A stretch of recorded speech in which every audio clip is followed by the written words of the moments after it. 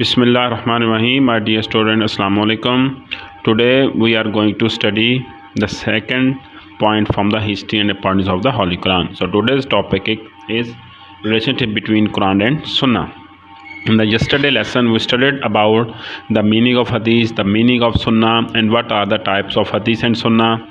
And secondly, the most importantly, the difference between hadith Nabawi and hadith Qudsi.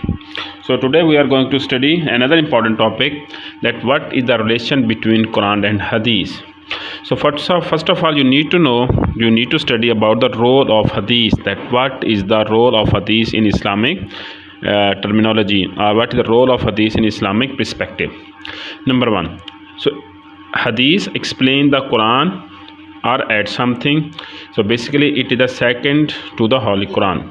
So because Quran was given to the Holy Prophet, peace be upon him, at the first place, and Quran was given to the Holy Prophet through angel Jibreel, so he was the first person who understood the Holy Quran. So that is why he was the first person actually who explained the Quran to the people. So that is why Quran always needs some time explanation, and hadith is there to explain the Holy Quran. In the same way, it also used to add something in the explanation of the Holy Quran. So mean that when Quran is silent, when Quran did not give us detail of everything, so there will be a hadith who used to help us. So that is why hadith is the second to the Holy Quran. At the first place in Islam, it comes the Holy Quran, then comes the hadith. And secondly, what is the role of hadith? Second point. Hadith used to lay down new rules where Quran is silent. Whenever Quran is silent at some specific place, it is the hadith who used to give us the detail. When actually Muslims did not understand the words of the Quran in detail, hadith used to explain us. Why? Because Holy Prophet was the first person who understood the Holy Quran, and secondly, he practically actually acted upon the Holy Quran over there. How this is possible? Let me quote you an example. When a man came to the Holy Prophet and he asked from her about the manners, about the character of the Holy Prophet, manners of the Holy Prophet. So what was the reply of Hazrat Aisha? She said Quran was his character, Quran was his nature. Whatever Allah Almighty revealed in the Holy Quran, he used to act upon all those things. So it means that actually Quran, where Quran is silent, Holy Prophet, peace be upon him, used to explain the things to the people. So mean that it can be a sole source to understand the Holy Quran. So hadith is the sole source to understand the Holy Quran.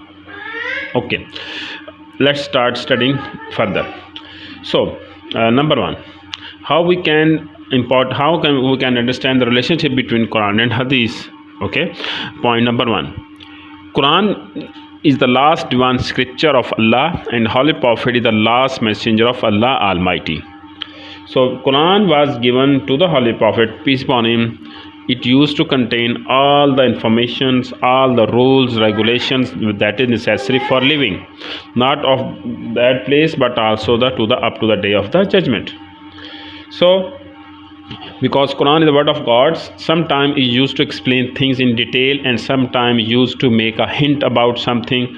So sometimes it used to say nothing. So there are three options. Quran has explained everything, okay, in detail, number one. And number two, sometimes Quran gave us indication or hint about something, but detail cannot be found in the Holy Quran. And sometimes Quran did not say anything. So when this scenario is over there, then how we can solve the matter, how we can understand the word of Allah Almighty? Then comes the hadith to guide us, to dictate us, to tell us that what is the meaning of the Holy Quran. Got it? So basically it's mean that actually Sharia based on two things, Quran and Sunnah, Quran and hadith. You can write down reference here. Reference of the Holy Quran mean that actually Quran, hadith is the important source of guidance. You can write down some hadith, some reference in order to justify the situation, that how Quran is needed some kind of explanation all the time. And hadith was the main source of that activity. Okay, so for example, you can also quote some example in this relation, in this regard. Number one example are pray, that how we need to offer praise, zakat and hajj. So there's no method has been mentioned by Allah Almighty in detail about the prayer, number one. And number two, what should be recited during the prayer, it is not mentioned in the Holy Quran. How many rakat will be of Fajr, Zohar, Asr, Maghrib and Isha, it cannot be found in the Quran. In the same way, the question can be raised about zakat, that how much zakat we have to give. It cannot be found in the Quran. In the same way, the method of Hajj is not in the Holy Quran. So the detail of each and every practical activity only can be found in the Hadith, etc. Number one. And number two, many verses deal with the question of law. So because in the Holy Quran, Allah has made some specific law, that what should be the punishment of crimes, how we need to deal the people who used to commit crime, what will the punishment of theft, killing other people, stealing, robbing, put people life into danger, and so many other things. There are many statements of the Holy Quran which needs explanation, because sometimes the reader might get confused that how much we have to punish a specific crime. For example, it is in the Holy Quran, as-sariqu was-sariqa faqta'u aydiyahuma. You need to cut the hands of a thief. If someone steals, lady or gent, you need to cut down the hand of him or her. Okay, from where we need to cut down the hand? Near to the wrist, near to the hand, up to the knee, up to the shoulder. From where? So the hadith comes forward to tell us that from where we need to cut down the hand of a criminal. Got it? So mean that actually hadith will explain everything. Hadith will make the law, and people will follow him. People will follow the activities or explanation of the Holy Prophet, peace be upon him. Mean that hadith also got the potential, got the energy to make some law or to explain some law. So Prophet, peace be upon him's word mean that Prophet, peace be upon him, words would be the authority to reach at the specific destination, at specific result. Okay. Number three, why we need to follow the Holy Prophet? Although we have explained many things, although we have given many logics that why hadith is needed over there, so we need to study the Holy Quran as well.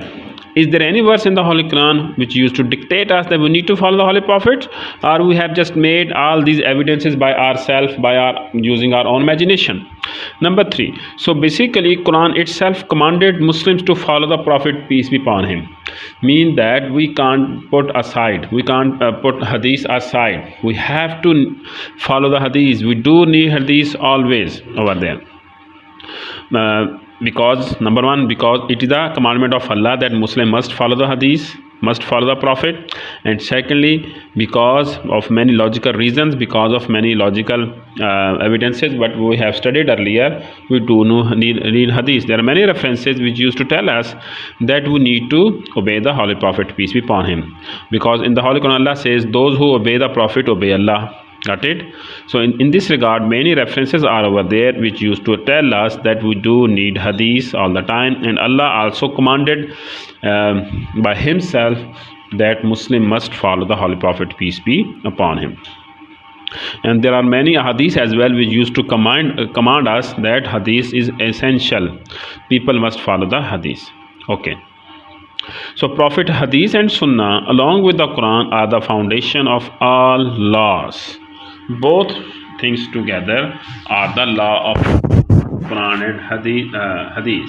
Hadith, Quran and Sunnah are essential. You can't ignore it. You can't bypass it. If someone wants to be a Muslim, he or she must have faith in all these two things.